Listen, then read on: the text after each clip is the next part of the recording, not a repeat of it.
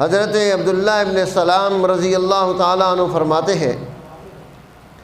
یہ یہود کے علماء میں سے ہیں، کہ میری مدینۃ الرسول میں جناب محمد الرسول اللہ صلی اللہ علیہ وسلم سے پہلی ملاقات ہوئی۔ جب میں نے آپ کے رخ انور کو،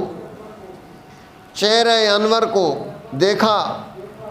تو میرے دل نے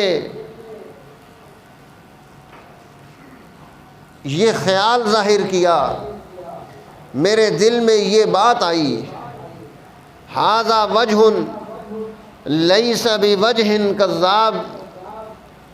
یہ چہرہ ایسا ہے کہ یہ چہرہ جھوٹ نہیں بول سکتا، اس چہرے میں سچائی ہے۔